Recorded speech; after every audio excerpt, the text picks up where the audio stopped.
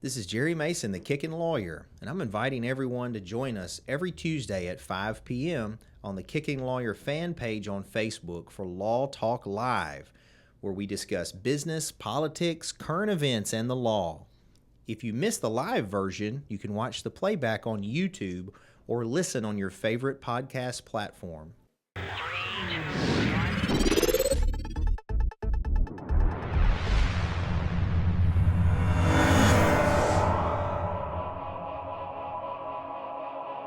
All right, Jerry Mason, Kickin Lawyer. We're here with another Law Talk. Appreciate you guys joining us. As always, please like, follow, subscribe to the content. We're on all social media platforms, podcast platforms, TikTok, etc., wherever you consume your social media.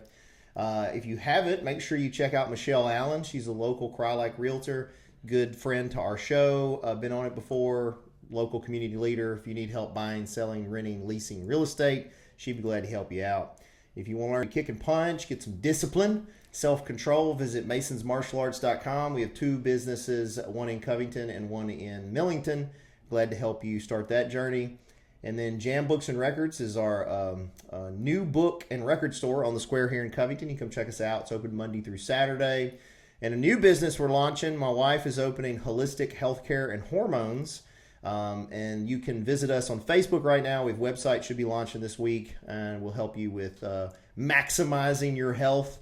And then last but not least, if you want help with social media, branding, website design, all that stuff, visit masonitemarketing.com. Now, joining me today is a returning guest. Is this your second or third? Second time. Yeah. I couldn't remember if the other time was first or not.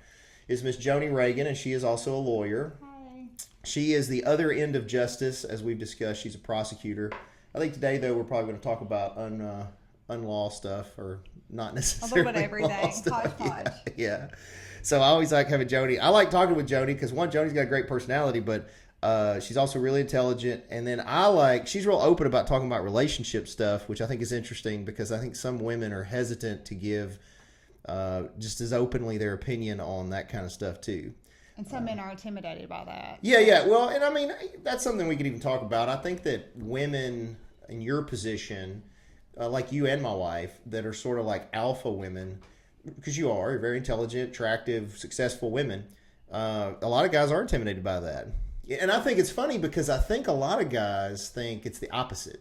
A lot of guys probably think, oh, you probably have guys all the time coming around you and up to you. But most guys, do you find that to be true? Or they're scared of me. Yeah.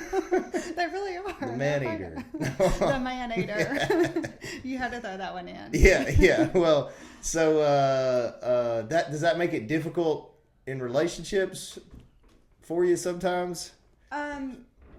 Very much so. And then I move also this over too, so you're about a fist length. Very much so. Is that better? Yeah, that's better. And then also, I think what even makes it more difficult is being educated, being intelligent. And let's be honest, the line of work that we're in, I think adds another layer to that, simply because we are very in tune to behavior and patterns, and I think sometimes it skews or alters the lens in which we look at things, just because our mind is so trained to look sometimes at negative things or look at inconsistencies or things like that. So I think that's been a struggle for me sometimes, and being distrustful. It's hard to trust. Do you think too, because as attorneys, the first year of law school, it's kind of cliche, but they say your first year is you're learning to think like an attorney, like a lawyer.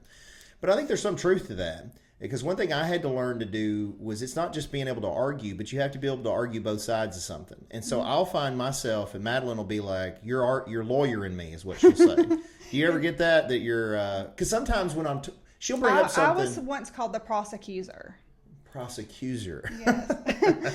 Yes. Well, I don't know that I'm necessarily accusing her, but what I mean is, like, she'll bring up something, and I'll start arguing the other side of it, not really against her, like I may agree with her, but I like to look at both sides. Well, you're a thinker, and we're over analytical. When we think of an issue, we analyze it to a fault. I feel like sometimes. Yeah. Well, I mean, but that's the way you, in my opinion, you really ferret out a good idea is you got to be able to analyze it from both sides. You know, you guys are prosecutors, so you're trying to convict people, or not trying to. That's wrong. There are some prosecutors that try to do that. I don't really think you 25th Judicial District dudes are doing that, honestly, and it's gals. on the record. Huh? Dudes and dudettes. Dudes, well, you're dudes. You can be a dude too. Dudes and dudettes. Both, all the prosecutors here, I genuinely believe, are trying to seek justice. And even though we'll disagree a lot, I really don't feel like you're trying to, like, persecute someone. No, you know what I mean? We don't want a conviction just for the sake Yeah, of a exactly. conviction. I If the think that officer you're- did something wrong, or if the facts are not there, or if the elements don't meet the statute. Yeah, I think generally that's the way I feel. Now, sometimes it takes a little more effort than maybe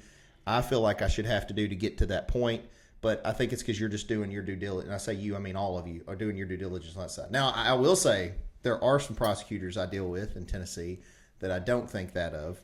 So I think we touched on that on the last episode. maybe, but I think, well, you know, I made, not to veer from what we were talking about, but you maybe could comment on this. Maybe you can give me your version on defense lawyers. I did a video a couple weeks ago on, I think it was the 3 types of prosecutors I said.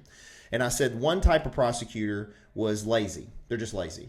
Like if you push on them a little bit, they're going to fall over, give you whatever you want. They're just lazy. And, you know, I don't really have a lot of respect for that type. It's good for my business. But the second kind is where they're trying to be a bully. They're just overly prosecuting with their power. Ultimately, even if you showed them something that really helped exonerate your client, sometimes they don't even care. They're just wanting to prosecute, right?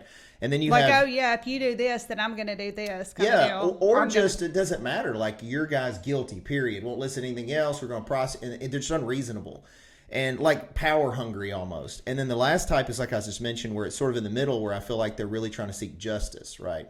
Do you have any sort of way you divide defense lawyers when you face them? Like, any categories you think defense lawyers fall into? I probably need to think about that and say it in a way that's a little bit more politically correct, or, you know, Not offensive? yes, not offensive, because there are some that cannot see the forest for the trees. Mm-hmm. There are some that will hone in on an issue that's totally unrelated to the case, and they will make a big deal out of it, and they really do their client a disservice, because when they do that, when we know the proof is there, I will be honest, that makes me want to dig in even deeper just to prove a point. Mm-hmm. There's one in particular, and I'm not going to say the name, that really does that. Then there are some that I would characterize as whiny, and it's the wear you down tactic. And I know whiny, but and the whinier ones have been men, in all honesty, in my opinion. But it's the whole, if they wear you down and drive you crazy long enough, you'll just say, I'll give you whatever you want if you'll just go away. Mm-hmm. That doesn't really work well with me. And then I think there are attorneys that make valid either legal arguments from a case law standpoint or a statutory standpoint, or, hey, look, your facts are not here, or we have witnesses that can refute what your victim or your witnesses are saying. Take a look at it. And those are the ones that, you know, to your point, that I respect, are the ones that actually can identify legitimate legal issues and come to you not in a bully kind of way, because there are bully defense attorneys too, you know, sure, that try to bully the prosecutors. But what's the saying? You get more flies with honey. Yeah. So the attorneys that I respect the most are the ones that can, you know, you do this very well, so does Brian, come to us in, you know, a professional way and just articulate your issue or, you know, whatever argument you have. And then we look at it and we consider it, and we're a lot more open to that. It's all about presentation. Mm-hmm. You know, yeah, well, I appreciate you saying that. I would say, though, even with, because I know who you're talking about on the first one, but even with that, that's a female, that person, they, you know, yeah, I think it's a hair different. I guess I have a little more patience on defense lawyers even doing that, even when they're hammering on that one issue that means nothing, is because, and I'll tell you why I say this, and we might have mentioned this before, but I went in law school, I got selected, it was 2 of us got selected, we had to write this essay on why, because I wanted to be a prosecutor, and we got selected to go to the state prosecutor trial college. So I went to the whole week-long prosecutor's trial college, right? So then I get out into practice, and I saw the way they were trained, what prosecutors were sort of trained to do at trial and how they think about them, right? So I get in practice, I go to the tactile trial college, which is defense lawyers. And just as an example of the difference, okay, The prosecutor trial college was like, these are the facts. I'm presenting you the facts, sort of non-emotional about it. I'll leave that to the jury. Justice will prevail. Then you go to the defense lawyer trial college and they're like, look at this Wookiee. Look at the Wookiee. There's a Wookiee. They're not guilty. You know, it's literally like... It's the look away defense. Or yeah, the it was just whatever you got, you throw at the wall, you know? And hope something sticks. Exactly. So I think sometimes defense lawyers, they're just advocating because that's what they got to do, you know? I mean, I get... And I've done that too. I get that. And within reason, I hope. I understand that. But when it's something that is just so utterly ridiculous... And you can't teach this particular person. I mean, even when they get a scathing comment from the judge, you just... Yeah, no, I know which one you're talking about. But in some ways, I have come to... I know, and I'm going to vehemently disagree. Just stop right now. I know. I just come to kind of like that person. I think it's great. I know. Because, hey, she sticks to her guns, though, no matter what. Like, no, you got to respect the fact Even that when a judge admonishes you. No, all the judges are aware. I just think still, like, even if she's disillusioned and thinks it's great, it contradicts for the client, reason, all reason. And I agree it's not good for her clients, right? I sort of still respect the fact that she always sticks to it no matter what.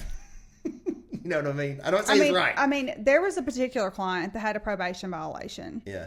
And they had another charge. And let's just say a very good deal that anybody would jump at, would take it. And she wanted to contest it. So what she ended up doing was she got her client violated to serve his full sentence, which was going to be reinstated after so many days. And then on top of that, they got the conviction on the new sentence that ran consecutive. So that's what I mean when I say... It's so interesting, though, client perspective.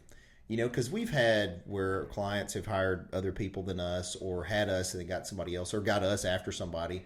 And I think a lot of times it's managing their expectations up front. But like sometimes I'll see, you and I will watch a lawyer in court, just any random lawyer, and they may be doing what we think's a bad job, but they're jumping up and down and yelling and screaming.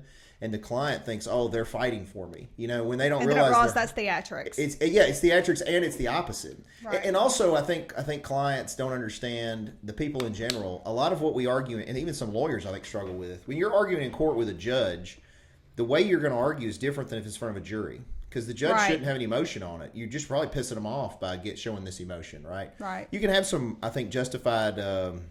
Passion. Making a passion argument. Yeah. But it's different than like crying, you know, like in front of but my point is the client looks at it like, oh, they're fighting for me, when the judge is not giving a shit, you know. And I think that goes to, and I can say this in my own, you know, personal matters where I needed an attorney to represent me.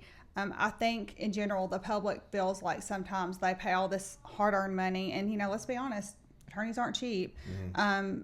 For legal services. And I'm not saying you doing this. I'm saying this is the general public opinion consensus, that nobody really fights for them. So I think, you know, to echo your sentiment, that's what attracts people to that type of lawyer, because they do feel like, oh my gosh, this person's actually fighting for my cause and believes in me. And even though they don't realize that sometimes that's not the best avenue to take.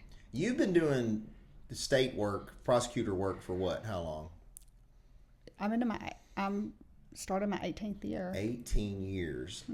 So one thing that I'm impressed that you've been doing it that long is I don't feel like you're one of those that's one-sided. Like sometimes I feel like you do look at the other argument. You know what I mean?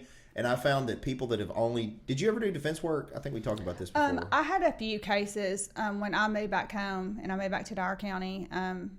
At the time, the General Sessions judge was Chuck Moore, and he made every attorney take appointed cases. And so I handled a few cases, defense cases, and I didn't like it. What did you not like about it?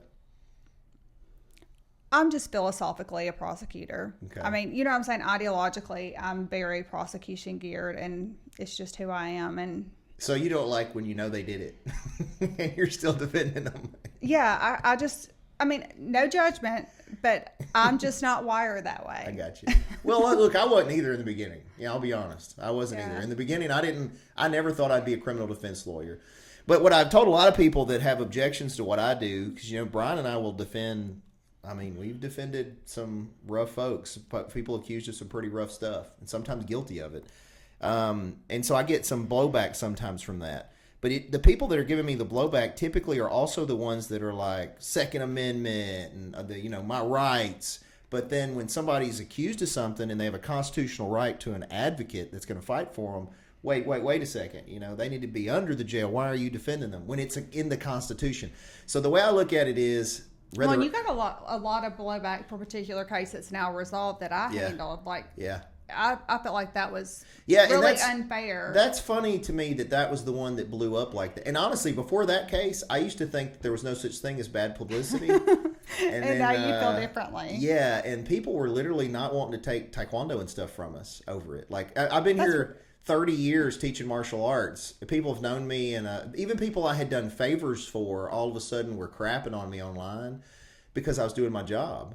So that one was interesting. That it went that way. But the other thing is, I've defended way worse people than that.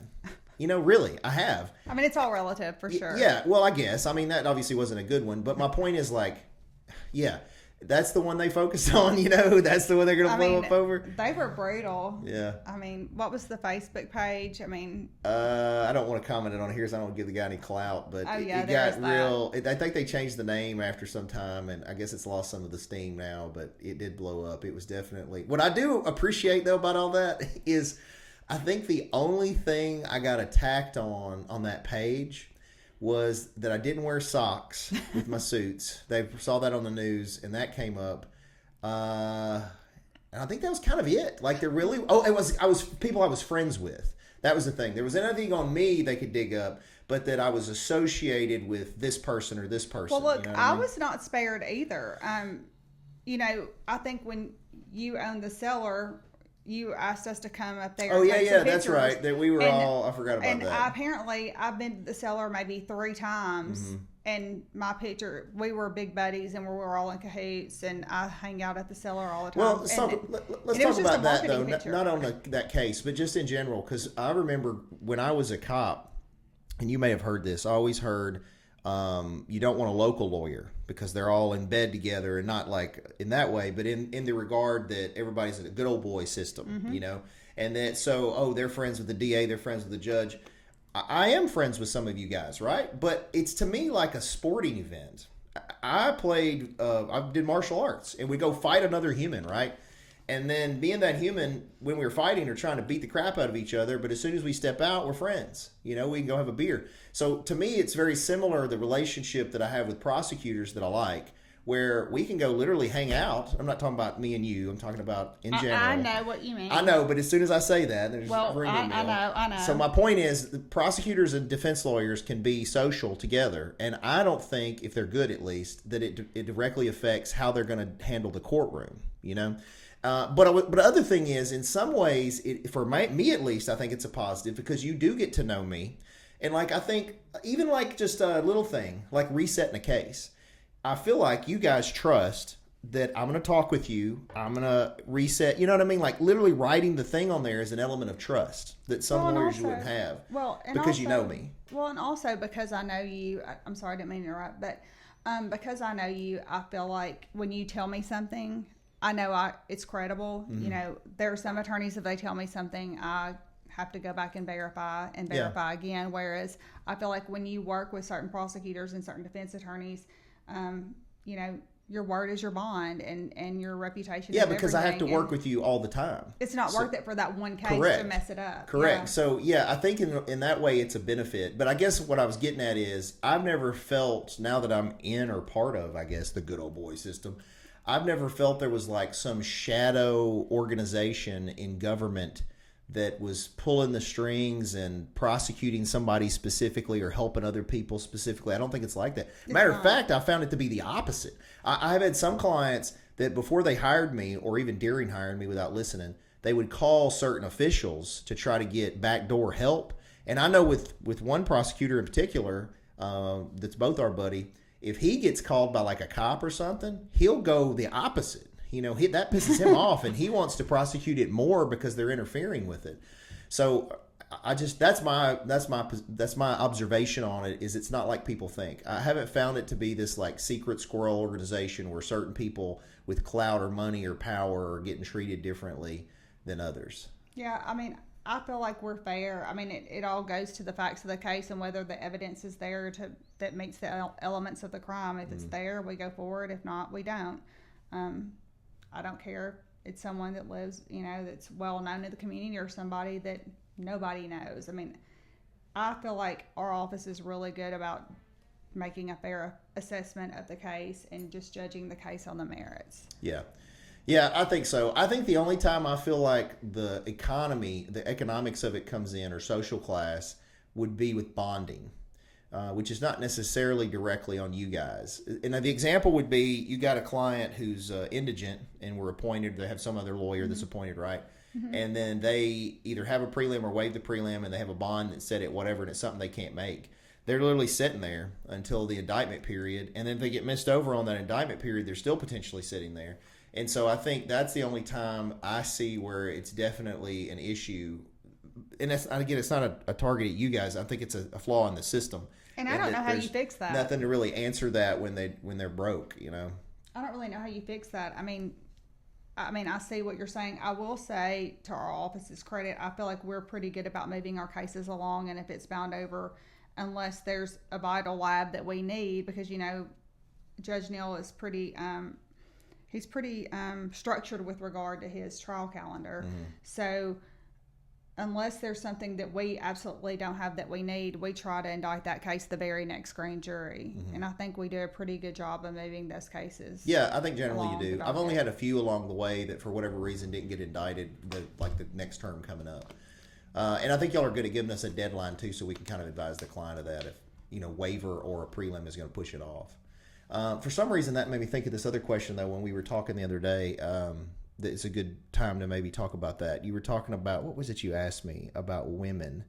What was that question you had? No, we were talking, and somehow the conversation went to, I have a different perspective of the legal system than you do. I feel like as a woman, I have to work, to be honest, and I don't feel like I walk around with a proverbial chip, on my shoulder or anything like that. But I feel like as a woman sometimes I have to work harder to get respect, and I think it's just the system. And I don't even think that people realize that they do it, or, I just think it's one of those things that's so ingrained in us, like sociologically maybe and psychologically, that I feel like you could walk in and get treated a different way than I would. And it's not intentional, but I do feel like as a female, I've had to work harder to get the same respect that maybe a male.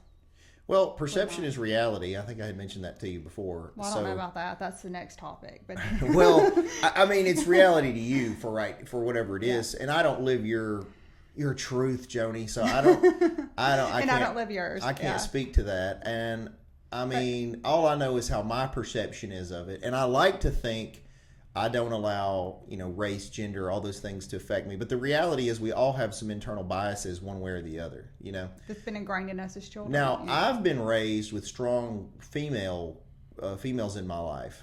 My mother was more of a fighter than my dad was. My mom's the Bride Road Brawler. And so she was the one that really led to sort of that aggressive side more than my father. And then my instructor was a woman. Oh, wow. For most of my life, my instructor was Master Betsy Stevens, who's a very strong woman. So my point is, my wife just asked me, what was she asking me at lunch that was about this? Oh, yeah. She was asking me, I've kind of had this sort of adversary in some capacity a couple of years, and she asked finally, this was a female, and she asked if it was bothering me so much because it was a female. I was like, no, it had nothing to do with that. It had nothing to do with that it was a woman versus a man. I really, in most capacities, think women are capable, and in some ways more capable of certain things than men. I do think it's kind of delusional, though, in certain regards, to be like men can do exactly the same things that women can do, or women can do the exact same things. I agree with in that. certain capacities. I agree. If it's fighting, military, I have a problem with women in the military. But if it's literally hand-to-hand combat, there's a difference. Oh, absolutely. But I can't have a kid. Like I can't. I don't know what they try to say about, oh, you want to be a woman, great, but women are the only ones that can have kids. And my point is that's something I just can't do, no matter how much I want to do it. Well, to back up, when we had that conversation at lunch, I think you said, well, as a female, I feel like you have certain advantages powers that I don't have. Now, having said that, let me say this. I do not feel like a judge has ever ruled against me because I'm a female or, I had a case against a man and he won because he's no, I don't think that at all. I just think sometimes we might get chastised a little bit more or spoken to in a little bit of a different tone. Yeah, than maybe I agree with that, but I think again it's two sides, because I think that happens with men too. Like a lot of if you got a man and a man, the way they talk to each other is different. But sometimes it's almost more it's like if me and Brian or Josh knows, he's heard us. If we get to going at it, it's offensive, and I will say stuff to him that I would never say to you. And I'm glad. You know what I mean? Yeah, but my point is like a man and a man, there's still some disrespectful offensive language potentially, but it's just different the way it's centered. And then the other thing, and when I'm talking about powers, I think again, it's a give and take. I've said this to my wife all the time and she thinks it's sexist, but I'll say it anyway. And I may echo her. You may, but like if I were a woman, I would be like the empress of the world, because if I was a pretty woman, there's not that should be an issue, but it is. That's people don't want to talk about it. But if you are an attractive woman, attractive attorney, and you walk in a group of dude lawyers, there is a power you're going to have that none of those guys have. Now, whether you choose to use that power or should or shouldn't is something that the woman has to decide to do. But I'm fully aware of the power a woman has and just her aura. I'm not talking about even using and then you take a woman that's intelligent and, that's a double whammy on all that stuff. That's more power than I think. Cleopatra, literally wars were fought over Cleopatra. She was super intelligent, very cunning, a great leader, but she also understood the power that her beauty was. So there are great powerful women throughout history. And typically those are women that learn how to harness their femininity and the power that it wields. So I agree it's different. And I think it's potentially always going to be something like that. But my point was that I think there is great power that sometimes women, maybe they look down on. We sell ourselves short. I think we sell ourselves short. And I also think from my perspective, I'd like to think I don't do that. Just because I would like to know I would win a case on the legal argument, intelligence, and not because I use some sort of manipulation to get my way. Yeah, I respect that, but that's not me. If I was a woman, what do you think, Josh? Thank goodness you're not a woman. Well, I kind of agree on the side of Jerry with the whole Yeah, if I was a very attractive men versus women, here we go. No, but you see what I'm saying? Yeah. Like knowing what dudes think about women and realizing the power that they wield. Yeah, there's definitely, I'll put it this way, there's definitely scenarios where women have more power over men, but there are inverses of that too. Sure, and there's guys that abuse their power. Again, a guy can be. You can have super strong women. My wife hates this argument because she's very strong. She's a powerlifting champion. She's very strong. Kickboxing champion. She's kicked my ass, and she can kick a lot of dudes' asses. But I'm 240 pounds. I'm very strong, and I know how to fight. I think that I could hang with the majority of the ladies if I had to. I'm sure there's some that could still whip on me. But my point is, most average men, very strong. And if they wanted to impose that physical power that they have, they could, and they shouldn't. I think that is terrible. I was telling a cop about this the other day. The only time I have ever put hands on a woman in violence was as a cop when I had to, when I had a lady fight. And women fight. They don't fight like dudes. They fight dirty. Yeah, when you're fighting a woman in real life, they bite, scratch, pull hair, claw, grab your... I had one try to bite my area. And Yeah, and it's just different than, and then you're also trying to maybe not hurt them as like you would a dude, and then a guy is just going to be punching, that's what all dudes do. That the reaction is to go to that. Anyway, my point is, both men and women have strengths and weaknesses, and That's fair. I think that you have to recognize those differences, and then it's up to you to decide to harness them or not. So maybe the next time I want a conviction, I just need to be a little bit more flirty. And I'm not saying to do that with the jury. That's not what it's all time and place. I'm joking. But at the same time, that is a power that, I'll be honest, defense lawyers use. This is again where I think it's a difference between prosecutors and defense lawyers. I really will, as long as it's legal, try to use whatever tactic I can to get the best outcome I can for my client. And that's even in times when I know that they're guilty, because I feel like my job is to advocate for them no matter what. And if there's an area that I can extract some movement on it that benefits them, I will do that. And so if I thought that I was some great good looking guy and could come in and bat my eyes and it would go certain, I would try to do it 100%, no doubt. And I wouldn't feel bad about it at all.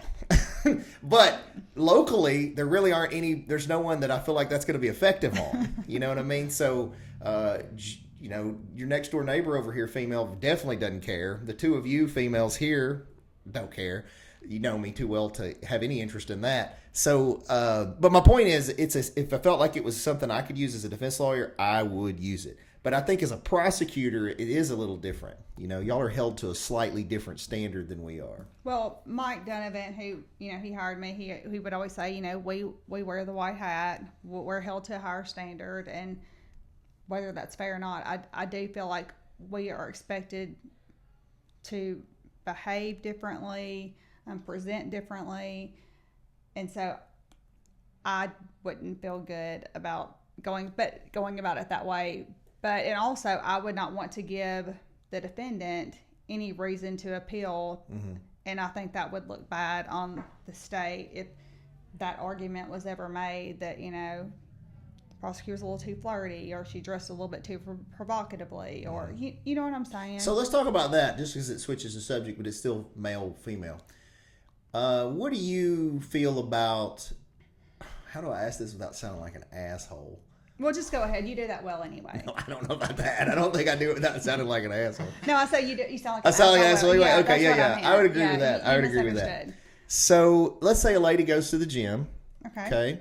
And it's a co-ed. There's guys and girls there. Okay. And she is wearing the skin tight little tiny shorty things, like volleyball shorts that are, you can see if you look. Like biker shorts? Like bike shorts? Like short biker shorts, right? And I wear those sometimes. Just a sports bra that's kind of low cut, but it's just so she's literally wearing a sports bra and the little tiny biker shorts. One in the gym today. And then she's over there doing... So not a crop top, like you're talking like a sports bra. Okay. Yeah. Okay. Or a crop top. Honestly, either one. This is all... You see a lot of skin, though. There's a lot of skin. Crops. Okay. There's a lot of skin. And she's over there doing, RDLs or something where she's all bending over and coming up, and she's doing some low squats and stuff with it. And then there's all these guys around, and they accidentally glance that way, and now she's all upset that they looked at her. So how do you feel about that? Well, I'm the mother of 3 girls, and it kind of goes to, this is how I'm going to make my point. There are certain dress code requirements at school. And one is you can't wear jeans that have a hole in them, okay? Or if you wear leggings, you have to wear a sweatshirt that covers your butt, okay? I get all this. We're in middle school. There's a lot of hormonal kids, whatever. I mean, I get the theory behind it. But my issue with some of that is, look, if you have a sweatshirt, if you have on pants and it's covering your whole body, I don't really see an issue. You wear short sleeve shirts. You can wear a skirt if it touches your knee. That shows your legs. I just feel like there's a lot of inconsistency as far as logically why you say one is better than the other. But the point I'm making is the theory is it messes up or disrupts the learning environment, and the boys can't focus. And then, to me, the issue shouldn't be with what the girl is wearing, but maybe we need to address with men how they perceive women and how women are sexualized.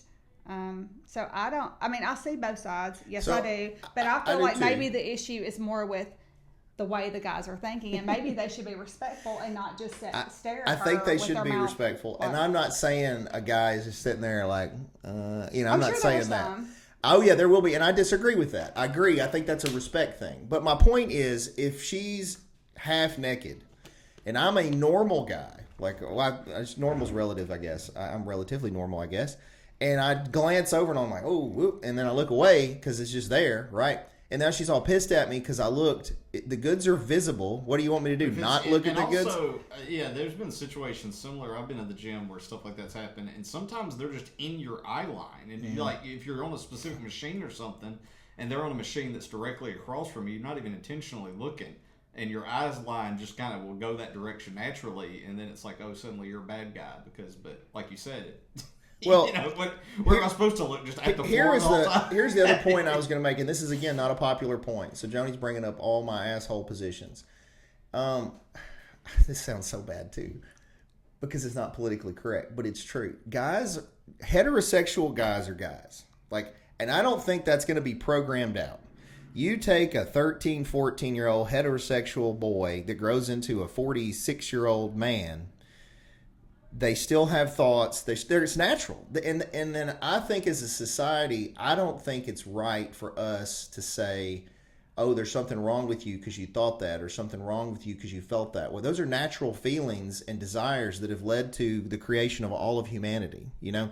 Now, you should control those. Yes, you should. You can't go over there and touch it. You can't go over, you know what I mean? We can't regulate people's thought patterns. Correct. But if I'll tell you, it's such a deal to me at the gym when I go, because I go there all the time, and I'm an old guy now, and so you got some 22-year-old girl over there wearing these nothing pants. I literally will keep my head down like this, like try not to look. I don't want to get accidentally looking. So let me ask you this: does it make you uncomfortable? Sort of. It doesn't make me uncomfortable, except for the fact that it might then make her uncomfortable if I'm accidentally looking at her or something. You know what I mean? Or if you glance that way and you weren't really looking at her, but she perceived it to be like you were. Yeah, or even if I did accidentally look, you're there in public. It's more what makes me uncomfortable is society's perception of how that's wrong. You know, like, again, I think it is wrong if I'm just gawking at you. You know, like, I don't agree with that. But I'm a guy. You know, I'm a normal. I shouldn't say normal. I'm a heterosexual dude. Yes. Yeah, I'm a very masculine identifying dude. And so if there's a half-naked girl over there, I'm happily married, but I can't help it. It's like when somebody comes in and they're, chesty and they're very low cut and visible. What am I supposed to do? I'm focused the whole time on my eye. Where are my eyes? It's like a horse with blinders. Yeah. And so I just think that's a natural inclination for most guys. And I have sons, and I think they're good kids, but they're dudes. And as far as I know right now, and even if they were homosexual, I think it probably goes the same way with homosexual guys looking at, if you got testosterone, I bet it's a very similar drive, I mean, look, I have a friend, he's gay, and he looks at guys at the gym and he's like, oh my gosh, he's hot. You know? So he does it also. He does. And I'm not trying to say that your position on it was wrong. I do think we need to train the boys right, but at the same time, you can't ignore the fact that's normal. I don't want them to think, oh, I got these feelings because that. Well, the eyes gravitate to beauty. Yeah. I mean, what is appealing? What we find appealing, that's what we grab. That's human nature. Yeah, that's all relative. I used to think you had a specific type, but recently it's been different. Yeah. So I'm not sure. What do you think your type is? Well, I will not date anybody that's short ever again. Short men have issues, and I'm sorry for anybody. No short kings? No. Okay. What qualifies as short? 5'8" or under. Okay. How tall are you, Josh? I think I'm 5'9" or 5'10". Oh, okay. Well, he's over it then. I barely, am over 5'8". Okay. Alex, my son Alex is 5'8". No. So I guess, if you want to move into the next topic. So this kind of, as we brought it up, is we're talking about relationships and trust and, transparency. Uh-huh. And I think what started is Jason and I were talking. So, the guy I've dated, he lives out of town. Uh-huh. And we're 3.5 hours away from each other. And we share our locations with each other. And some of it is you're 3.5 hours away. Like, it's also to make sure the other person's okay. I remember now, yeah. And Jason's like, there's no way anybody's going to know where I am. Well, okay, I'll just leave that, and that's fine. That's his personal opinion, and it's his phone and his location. If he wants to turn it off, that's his business. And so that's what sparked the debate about transparency and what are red flags? What are things that, do's and don'ts? And I think we talked about here's a few things. If you're dating somebody and they keep their phone face down, is that a red flag? What do you say? So I think it depends on the totality. So I've been shady before, and so I know what that looks like. And sometimes it does look like the phone down or the phone gone or whatever. I've actually done that before out of a respect. Yeah, well, that's what I was because fixing to it's say. For me, it's that's like, what I do now. This person has my full attention, and I don't want them to think I'm getting distracted. That's exactly what I was about to say, because I think it's totality of it. Because nowadays I keep my phone down or away because, but like if my Madeline is perfectly comfortable at any point of grabbing my phone and going, I'll let her speak to this, but she has kind of a TikTok addiction. So at night, her phone will be dead. And all of a sudden, she'll grab my phone. And I'll look, and she'll have it and just be over there on TikTok, doom scrolling on TikTok. Well, you're married, so that's a little bit different than a dating But situation. it is and it isn't. Because guys that are running around, or girls that are running around, it's similar. The cheating factors, I think, are similar. And so you're not wrong. If they don't want you to see the phone... I mean, you made some point, like studies show, there was something you said about a study and about the phone face down. Yeah, there was a study that showed, I can't remember the statistics now because it was fresh on my mind when we talked, but it was something to the effect of if the phone's down, they're more likely deceptive. But...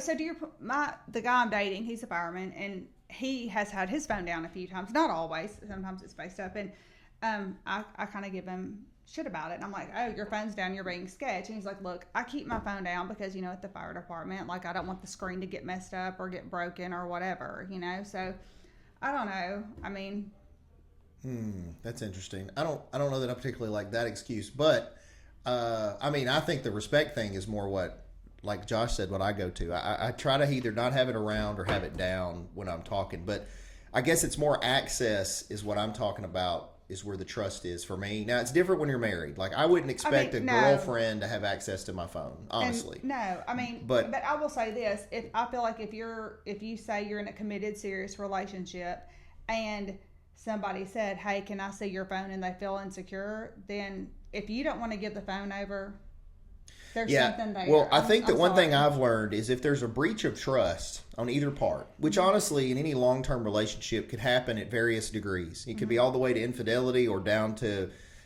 a message that was the wrong way or whatever. There could be something where trust is now an issue. I think you have to be willing to open that door so that they build the trust back up. And I'm just at a point in my life where I'm not trying to hide anything. I really am not. Like, she can look at anything I have, my search history, like whatever she wants to look at. I don't really care. I'm pretty transparent. She and I have been together long enough. So she has my location. She also has full access to my phone. She can even log on her computer and look at my messages right now if she wanted to. She's got access to all my social media. But, everybody does. Josh has access to all my social media. Yeah, the only thing that's questionable of yours is your TikTok For You page algorithm is And surprisingly, it's not really women. No. Afterwards, we'll tell you what it is. So let me say this. Don't forget to get right here. Context of relationships. Oh, in context you can of move relationships. Oh, okay. So I'm going to be really very real, and I'm not going to, I won't drop any names, but I've had 3 major relationships in which there was deceit on different levels. One involved extreme infidelity, one involved lots of lies, one involved portraying themselves as someone they were not. And I feel like, from my standpoint, I think, look, we always say you don't want to bring in your experiences and put on somebody else. Get it. That's fair. But at the same time, we are a product of our experiences. And because of those experiences, we have triggers. Like, for me, the phone. When the phone's down, my experience has been when the phone's down, like you said, there's something there. And so what I was going to say is this, those little things like that someone that hasn't had that happen to, like, I truly believe he doesn't think anything about it. I mean, seriously, I don't. I get no, like, I joke with him, but I get no sketch vibes from him whatsoever. Sure. He's consistent, all those things. But what I have a problem, and maybe y'all can weigh in on this and give me some perspective, but because I have those, and I see something that bothers me, sometimes my mind goes worst case scenario, the job doesn't help. Then I had these 3 experiences where one was a total mind screw. I'm not going to say the other word. And so I have a hard time discerning how much of past trauma is shaping the lens in which I'm viewing the situation, and how much of it is, hey, I went through this, I learned some really good lessons, and this is experience telling me something is off. Yeah. And sometimes those things are really hard for me to reconcile, and I feel like probably that's one of my biggest flaws in navigating, because it takes someone with a lot of patience and that can understand that, because I have found whenever I try to tell someone, in the past, hey, this happened to me, and I'm not trying to put it on you, but, this bothers me and this is why, it's used against you instead of like, okay, well, what can I do to make it better? Well, I think that last thing you said probably is the best culmination of it, because like you said, our experiences do define a lot of who we are, and whether they're justified traumas or not, I think in relationships, you have to, if you really want to grow as partners, they have to be open to the fact that, okay, I don't have an issue, I'm not personally doing anything, but if it makes her feel better, then I'm going to change my behavior to try to make her feel better, And at the same time, you have to have that growth to recognize that you're packed, because I've had this exact same problem you're having. I had a prior relationship where the phone was a big deal, and so I still have some PTSD, I think, from that. And I feel like, to Madeline's credit, she's aware of that. And what, people say you need to heal. I think you and I are healed, but there's still a scar there. Yeah, and there'll be, like you said, triggers. Sometimes there's something that'll happen, and then I know exactly what you're talking about. I'll have one thing happen. This happened a couple of weekends ago. I forget even what the trigger was, but I remember I got triggered with this one thing that happened, and then there was nobody around right that second. So then my brain spirals into this whole big story that's not true. It was so bad, I almost got in the car and drove to where Madeline was. Like I was going to catch her. You know what I mean? Like, that's crazy. But when you've had those kind of relationships, you do have that residual pain that can be worked up. And to Madeline's credit, I told her about it. And she was like, look, I love you. I don't want anybody else. Well, and that's what someone that's being transparent and not being deceitful does, is they reassure you. They don't shut down. They don't avoid. They don't stonewall you. They don't do the passive aggressive where they, like I said, stonewall, don't talk to you. And they don't use it to attack you. They want you to feel better, not worse about it. Yeah. Well, and I think that that's good. I think, like Madeline and I in the beginning, a lot of times I think I was the problem, because I had so much built up pain and lack of trust from prior relationships. And then even then, I just was waiting on the shoe to drop from her, so I was doing stupid stuff, And so my point was... You're like, I'm not going to let you, before you hurt me. Yeah. It's almost like you're an anxious avoidant, because you're anxious about the relationship and what she's doing, but at the same time, you're like pushing her away because... Yeah, I wasn't trusting her, and not because of anything she did. It was because of things that had happened in other relationships. And I think I told you this maybe at lunch too, and I would tell viewers this that I think is good. She and I went through some really rough times, like a lot of marriages will. But we're at a level as a couple that I've never experienced before. I really feel a genuine, I just can't even explain connection, intimacy. Yeah, it's more intimacy, I think. It's not just a lust or love or even the excitement from the beginning, but she's genuinely my friend. I look forward to seeing her. I trust her. She's my partner.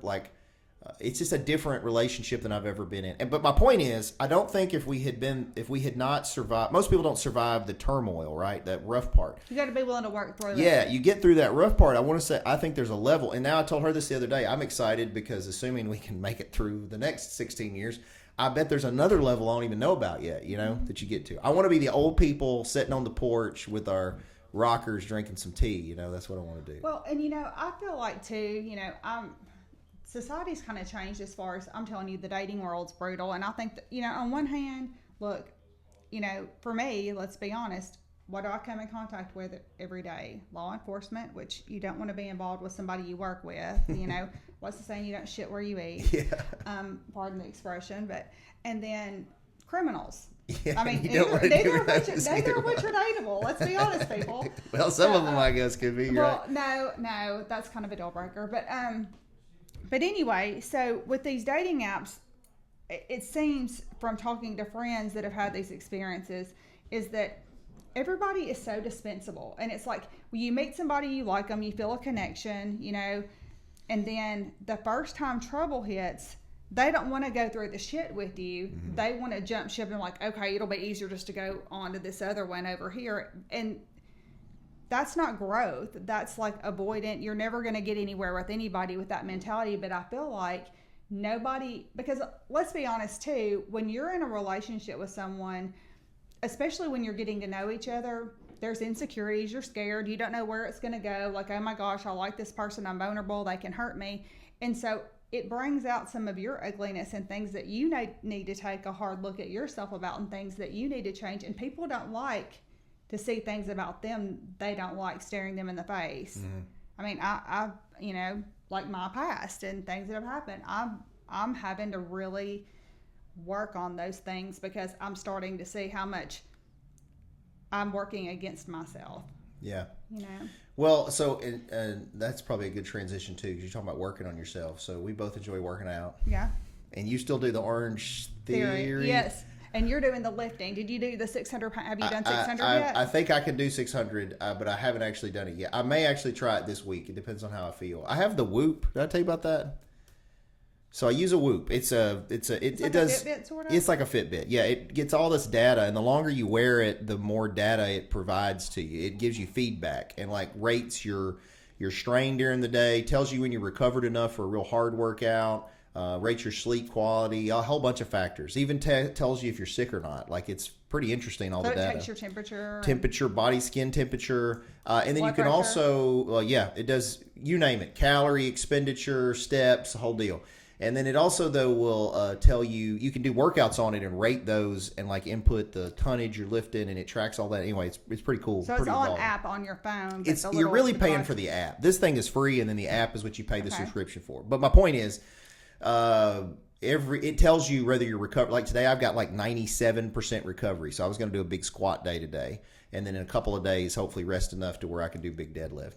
But that actually what I was going to ask you We're talking about working about. ourselves, and we're talking about Orange Theory, but I asked about the weightlifting. Yeah. Well, I was going to show you in a minute. So we're talking about the Nordic curl. Have you ever done one of those before? No, I bet you can. You're pretty strong. I don't know. No. But what it is it's like a little bench thing that you kneel on, right? Okay. And so it's got enough sticking out where it won't pop up, and then you just lean forward. And a real Nordic curl is you go all the way down, prone, and then come back up using your hamstrings to pull you back up. It's much harder than people think. So, and I can't even do one yet, right? That's how hard it is. Mm-hmm. So most people start by doing this I do a static where I just lean forward and hold it for 20, 30 seconds, and your hamstrings knot, and you go as far as you can, hold, and then come back up. Anyway, that's a new thing that I've added. And then I've also got that hyperextension that I broke my foot on back there. I don't want to do that. I'll show you that in a minute. Well, you don't have to break your foot on it. Well, yeah, but it's a table thing that you hang off of. Your legs are down here. This is your body. This is legs, and it's weighted at the bottom. You would actually like it. You lift up, but as you come down, because it's weighted, it actively decompresses your spine. So the reason that I got it was designed by this powerlifter, a guy named Louis Simmons, and he was trying to figure out how to deadlift more often, and the only way to do that was rehab his lower back. So he started doing this a couple times a week to help actively decompress his spine so that he could deadlift more often. But it's actually rehabilitative. Like you'd be surprised and maybe like and it. it takes some of the pressure off your back. Is what Yeah, you're saying. it helps sort of relieve that strain on your Because lower I will back. say that when I do deadlifts, and sometimes I wonder if my form is just a little off because I always have lower back pain. I mean, always. you get in powerlifting, we call it a lower back pump. That's kind of normal, honestly, especially if you wear a belt. But eventually you kind of get acclimated to that because your lower back's very involved in it. And it also depends on if you're a conventional deadlifter or a sumo deadlifter. A lot of women do sumo deadlifting. Madeline we did do sumo both deadlifting. the OTF, but we don't do the kind of weightlifting. You know, How much weight do they lift? Like, what's the max that you might lift? Do they have barbells or just dumbbells? No, we have dumbbells. Just dumbbells. Okay. So usually it kind of depends, on the day or what other stuff we've been doing. Because, I mean, obviously if you expended most of your energy on the tread on a benchmark day or something, you may not do you may take it easy on the lifting. But usually, like for me, I'd use 230s, so 60 on a deadlift. Excuse me. Now a sumo, I'd probably use a 35 or 40, depending, But now, mind you, I also think it's all about the look that you want. Like some people want, like more of a bodybuilder look. I like more of a I want more of a lean tone physique, but I also want. I want muscle. I want definition. Here's the thing. I think that even women maybe need to understand. You can lift super heavy weight, and if you don't have enough protein intake, you're not going to get all bulky. You know this. You've got to have the nutrients to support whatever you're trying to do. Look, I'll show you this. Well, it's like people that go to the gym but still eat everything that they did before. Most of it's diet. And I said that and I ate a bag of So my son, Alex, was in the Navy SEAL program, right? And then he got rolled out. He's in the fleet, and he's trying to get his contract back up. And so he's on, I guess I can say where he is. Let me think. Well, he's on an aircraft carrier, right? Okay. And because of where they are, they haven't been able to resupply. And so he called me. They're finally in a port, and he called me the other day. I'm going to show you this picture he sent me of him. And he doesn't have access to protein. Like they don't have any chicken or whatever. They're supposed to be getting more. So they've been eating like beans and stuff. Beans has protein. Some, but still, it's not like eating a whole meat. Right. So he's lost 40 pounds. Now keep in mind he's working out a lot still too, and he was built like me, right? So that's him right now. Oh wow, he is lean. Yeah, super lean. He's down 40 pounds. Wow. But he was, and initially I was like, dang, you're too small, Alex, because he was strong like me when he went to Bud's last time. So he was more bulky. Yeah, he's shorter, but he's stocky built like me. He's real strong. And he said, yeah, he's struggling with his lifts, but his run improved. Because you've run with me and I suck. I didn't say that. No, it's true. Well, it's because it's not what I train for. It's just like you were talking about. It's what you like. I like lifting heavy weight, and I train and eat accordingly to lift heavy weight. And you like the endurance stuff. It keeps you lean and slim, and it's fine. So it's different. I like the running, more of the challenge of it, but I never thought I was going to be some champion runner. For those that don't know, a few years ago, Joni and I trained the year I was going to run a marathon, and she met one of the first days in this little group we had. And we were going to run a warm-up. We were going to warm up like a half mile. And her ass takes off and smokes. And all you see is calf muscles. She's got these giant calf muscles. You just see these calves trucking. She's doing like a 4-minute mile. And my big ass was doing like a 14, 15-minute mile. So she literally laps me like 5 times laughing. Anyway, no, you're very respectful. But, my point is it's different. Like what your goals are. Like. For instance, I hate rowing. So whenever we have a rowing benchmark, I'm more of an endurance rower. So if it's like a long row, I can usually place or do fairly well. But if it's like a short, powerful, I don't have the leg drop. I don't have the legs to do that really. And I think you probably do have the legs. It's better if you're taller. Like if you're taller, taller people are better rowers. You're really strong though. Running is you think about it, every step's a squat. You're doing a lunge, so you're stronger, I think, than you think. But it's again what you focus. I ran yesterday with Perry Mason, my dog. We went for a run, and I was going to do usually I only do a couple of miles now, and I wear a weight vest just because it makes it a little harder for me, and I'm slow anyway. And then I'm slower, so Perry and me, our pace is kind of the same. Well, it was a little warmer, and he hadn't run with me in a while, and he started breathing a little heavy. But my calves were knotting up too after like a mile. So we circled back, and we only did a little over a mile. But I felt like that was the hardest workout I'd done, even though I'll lift all this weight, It's just whatever you're trying to work on. And whatever you get used to.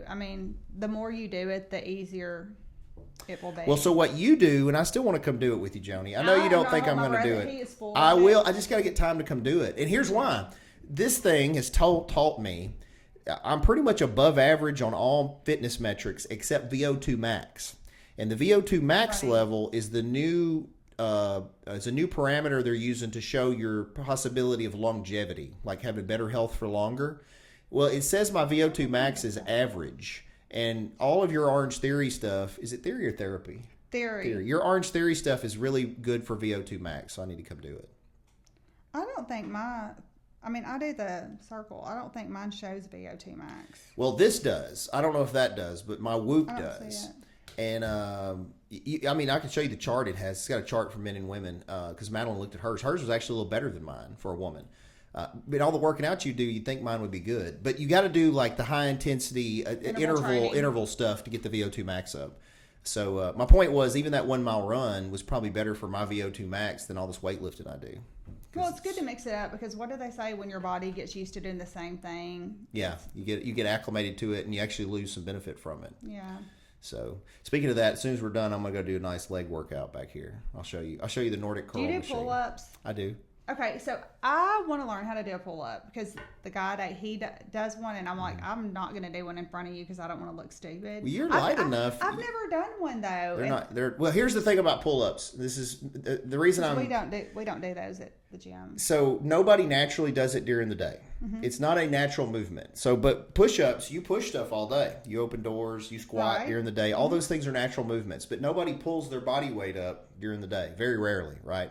So that's why everybody struggles with pull-ups. Madeline and I have been working because one of her goals this year is to get to do some pull-ups. She's never been able to just do unassisted.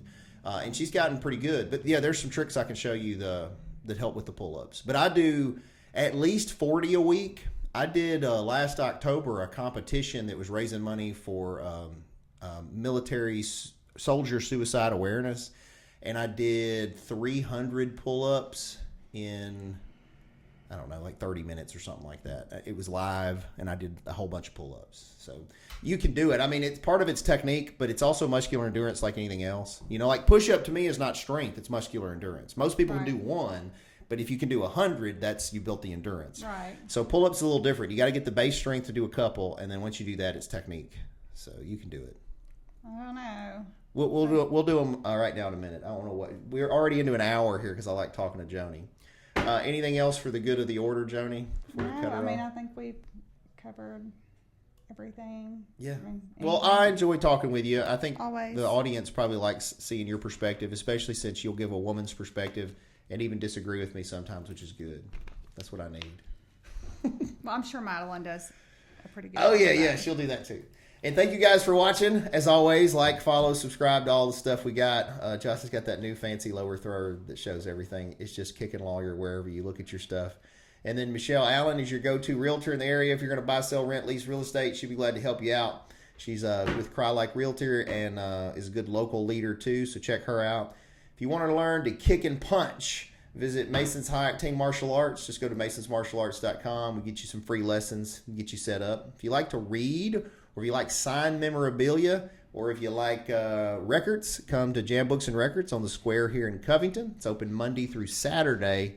And then our new business is the Holistic Healthcare and Hormones, where my wife, who's a nurse practitioner, along with Dr. Laura Huffman, will help you maximize your performance and health in life. And then if you need help with social media marketing, website design, commercials, all that stuff, visit masonitemarketing.com. So thanks for watching, and until next time, keep kicking.